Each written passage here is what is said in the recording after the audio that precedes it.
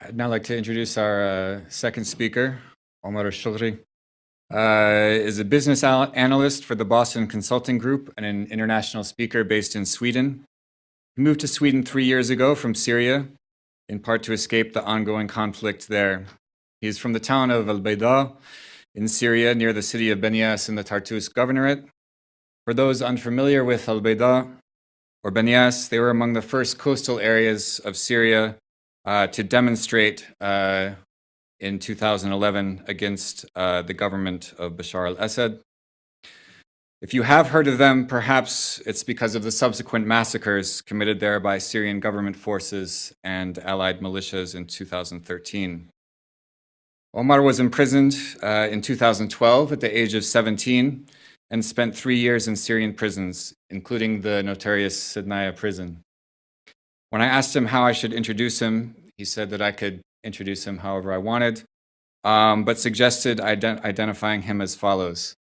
Omar is a survivor. He survived torture and hunger. And I think that's as powerful an introduction as any. So please join me in welcoming Omar.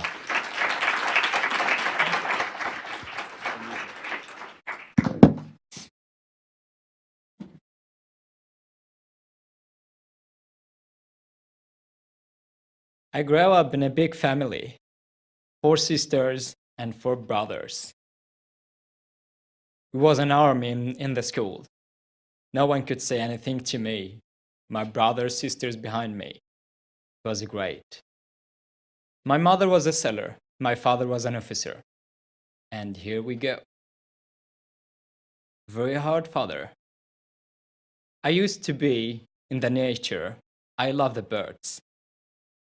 In the last birthday of my best friend Kareem, I saw his father hugging him and saying, "I love you, son." And I go back in the middle of the night to the nature, thinking about my father. My father loves me, but never said that. I never get a hug from my father. I don't understand why, but it feels bad. It feels horrible. Should I hate my father or love him, or I don't understand.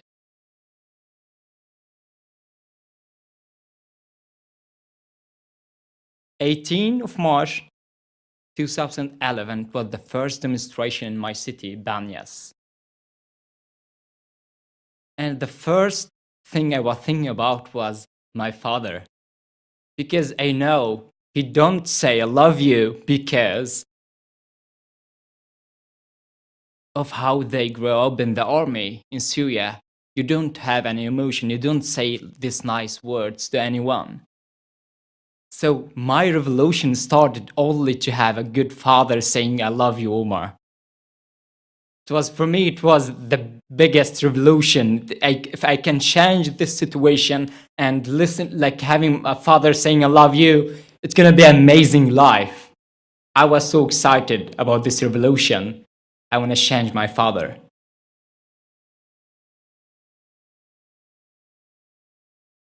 From the first demonstration, the security was on the other side.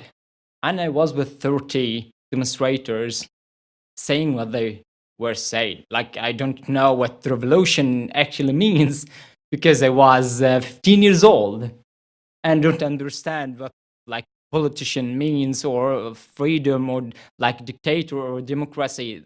Nothing for me. I love nature.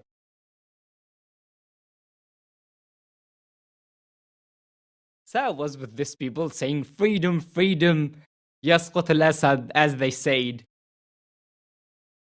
And it was an officer in front of this many of soldiers said, "Load," and you can see the weapon.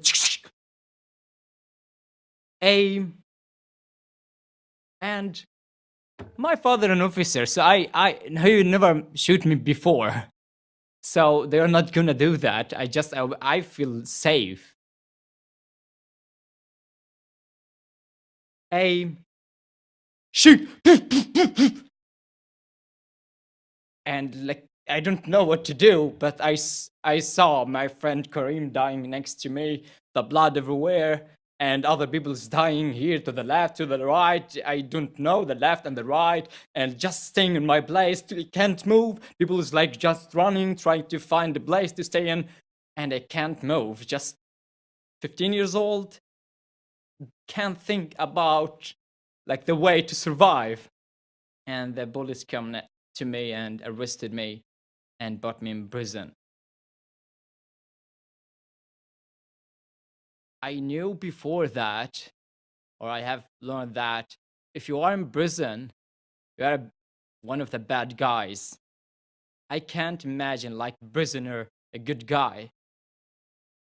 But when they put me in prison and I know that I am a good guy, I knew that. So they are bad. They were torturing us. They just like the first time and they like just take out my nails. I start to understand they are not the good guy. There's not the bullet that you can think about in the US saving people or doing something good. Now they are the people who kill us. That's why we need a revolution. My first like goal was to have some good words from my father, but it's not anymore my first goal of this revolution. I want to change this government. They are killing us. They don't want to help us. They transferred me from prison to prison.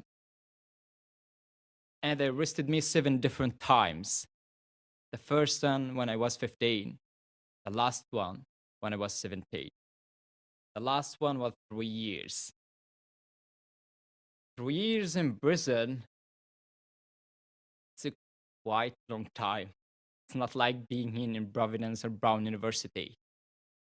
Because every minute is 100 years. You can see everything, you can feel everything. How horrible is it? How difficult is it? Like people dying every single hour. You have dead bodies everywhere. You just wait to die. Nothing else. Your best dream, the best dream in prison is to eat and to be full, then die after that, because you don't want to be hungry anymore.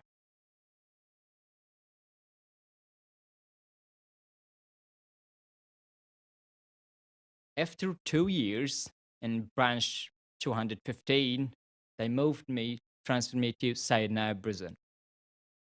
Sinai is quite different from other prisons. Prison of silence. No one talk. You are not allowed to whisper.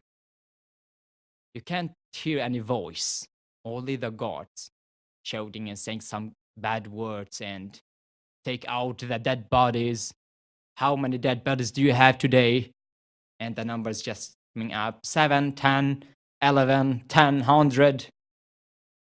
The only thing we could hear. I never heard my voice inside Naya. Never. I was so excited to know if this start to be like, oh, this voice or not. Because I want to be like adult, to be big, because my father like look at us as like small child the whole time. I want to be like free, strong, big man. So I was waiting my voice to be like harder. Our days inside now was difficult. There is no words to explain living inside Naya, but it was difficult. Early in the morning, they come and ask you, how many dead bodies do you have? And the doctor come after that and look at dead bodies and ask us if any one of us is sick. And if you said yes, they kill you directly. The doctor kill you. And if you don't answer, they torture you why you don't answer. There is no solution. There was no solution. If you are silenced, they torture you. If you talk, they kill you. How to survive? There is no way. The only thing we could do in prison We could whisper when we were sure that the God is like so far from us, because the prison is very big. The first time I whispered was someone very tired of being silent, so we asked the person next to him, "Who are you?" And in Syria, you introduce yourself by saying, "I'm Dr. Noor," or "I'm Engineer Osama," or like this. So you say your work first, and this person say, I'm the engineer Muhammad Mustafa.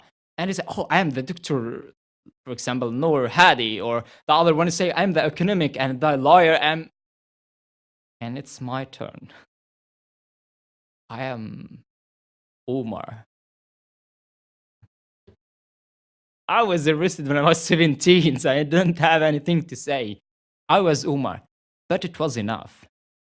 People was so happy to hear my name because I was arrested because of my name.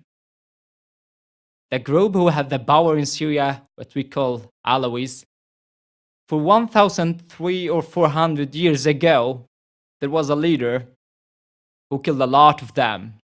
His name is Omar. And my name is Omar now in 2019. So they arrested me for this way, for this reason. So when we get out for hours of torture for every day, they ask me about my name. And in the beginning, when I first time said Umar, I got like 100 belts extra than other people. The day after, they asked me about my name, tried to say something else. But the God knew me. So it was quite difficult to lie. So I said Umar. Then I started to love my name.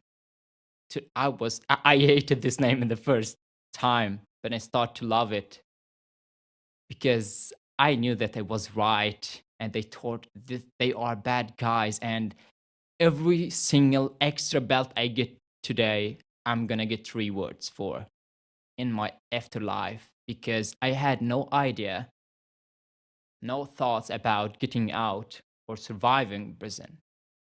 I only had a dream of a good life in prison. You forget because you see around 100, 200, 400 dead people every day. And I was in the room, in the death room. There we write the numbers of dead bodies. And I got this task from the guard to write the numbers. So the most normal thing I could see every day was dead bodies. So I could not think about freedom. And I start to talk with these people around me, to whisper with them. And the doctor was sharing knowledge about how to take care of our wounds. The engineer was talking about how to rebuild this prison to make it as a museum or a good school or a hospital. And the lawyer is talking about how to have a dictator-free prison, because there is always an extra hungry prisoner who want to kill other people to eat their food. And the teacher's talking about how to educate these people around you, and Omar is only listening. I don't have anything to share. Then I want to talk, I want to whisper. So I start talking about birds. I had my own language. So it was the only thing I could talk about, birds. But after 1 year, I had much experience. I remember everything the doctor said and the engineer said and the lawyer said, everything. So I became like a library, and these people around me died. All people around me, they just get new people around me. And the last time was a lot of young people like Umar when they were arrested, newly, without knowledge. So these young people are sitting around me, and I'm teaching them everything I learned from the doctor. And it was our university. We created a university Portugal University of Whispers. It was great education.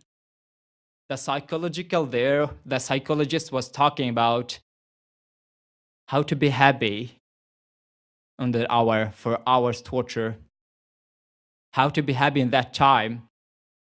And I could not understand in the beginning.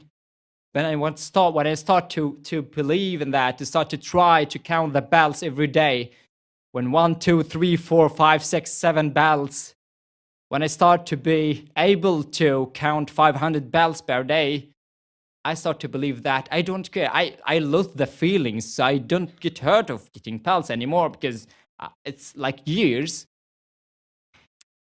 I start to love the bells.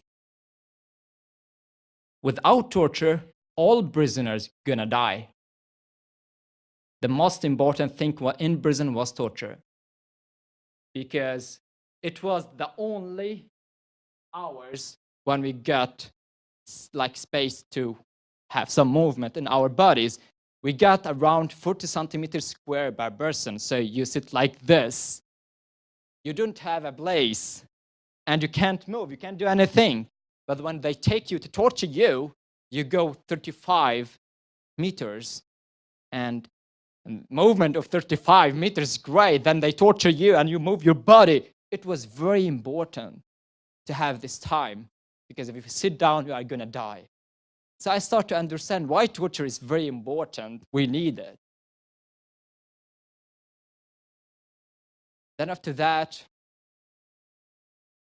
it was a Tuesday, and the God came and said, Omar. All people with name Omar was like scared, because they used to say the name only when they want to excuse you. And they said, Omar, come closer to my room, Alshogre. It was had a bit of food. I gave it to my best friend. I want to do something good, because no one gives food to other people, because you're going to die if you don't eat. So I gave this food to my friend. And they took me to another room, an isolation room. I sat there alone. And the guard has a Casio watch, which means you can hear beep, beep, beep, beep every hour. And when the first beep, beep came, the guard came and asked me, how do you want me to kill you? In which way? And you should answer. If you don't answer, you get like 100 bells. So you don't want to be silent. So I answered with whispers. And then the next hour, beep, beep, the God come, and I start to adapt to this situation, and I should hear, yeah, this God is talking. This accent is from north of Sweden, in the north of Syria. North of Syria, what is the most famous thing that do? They eat a lot of meat. Okay, so kill me in this way. And the doctor come and ask me, how do you want me to kill you? Like, injection here in my mouth, I'm gonna die in 2 minutes. I try to adapt the situation. It was 48 hours, so 48 pp, 48 answers should be, but it was 68, because some guards don't like the answers they do, so they want to have like harder answers. So I answered with the new answers. After 2 days, they took me to the execution and brought me in the street. And the guards, like many soldiers and officers, I could not see anything. I was in the street, don't see anything. They put my head in the streets, and the officers going, and soldiers like just still there behind him. He's going and can hear like the sound when his shoes in the small stones in the streets, like this. And he talked like, I had some bad words with me. Then after that, he said, load, aim, shoot. And I just,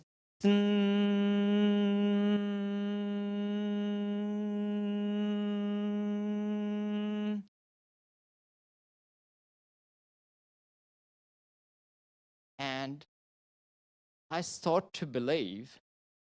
I had the feeling that I'm in my gate to my paradise. So I got a good feeling of being there, killing me the last time in this prison. I'm surviving now, because I like life in prison is like done. I'm the next life. They killed me. So I was thinking that I died. I'm in, like, it's the next life. I have a good feeling. I'm entering the paradise.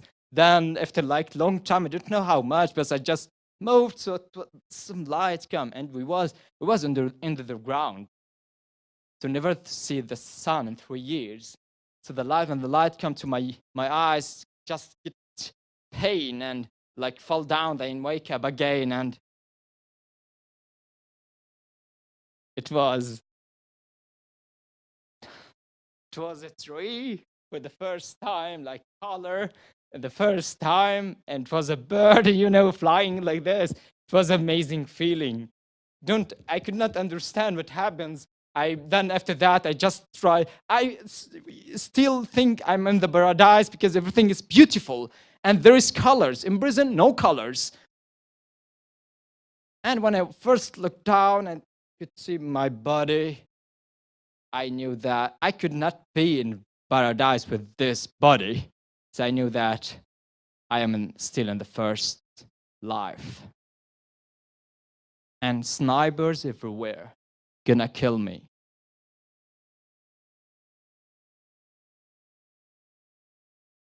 Somehow I ended up in Turkey, still alive, 34 kilos, had TBC, moved to Sweden, come to Sweden. The last thing I want to say is the most important and powerful and best experience I had in my life was prison. The best thing I'm gonna go through, nothing else. Because when I was in prison, they killed my father and my brothers. So prison protected me. If I was outside, they were gonna kill me with them. So I survived because I was in prison. And when I came to the borders between Syria and Turkey, the guard stopped me and asked me, "What's your name?" Omar. They took me, and it's like very like special place between Turkey and Syria. So they start to kill me directly, and I just was coughing with blood because of TBC, the sickness, and the blood color was like you think about that. And he said, "What's that?" And I used to torture us. So I just say to him, "It's TBC. It's TBC. You are gonna die with me. Let's go together." I just tried to have some fun and just to make him scary because I know I'm in the last time. Let's do something fun. And he was very scared. I could see his face, like yellow face. What? I'm in Turkey. And they just took him. It took me outside the room and put me in the street. And I continued to Idlib and then Turkey. So if I never been in prison, I would be killed. And if never been in prison, never get TBC. No TBC, I'm gonna be killed in the borders. Then because of TBC, I traveled to other countries to like searching for treatment for medical health. Then I moved to Sweden. And there, because of TBC, I got my best friends in the hospital, in the wait room. I met my first friends. And there, my hospital friend introduced me to the family. And the family said, why you don't move to us? I moved to them, live with a Swedish family, learn Swedish, and learn what fika is. You should read about fika. There is some Swedish friend that can introduce fika to you. So this experience is powerful and very important for me, and I hope this experience can mean something for you. We'll have a long discussion after that, so I don't hope that you like the story, but I hope that you understand what I mean. Thank you.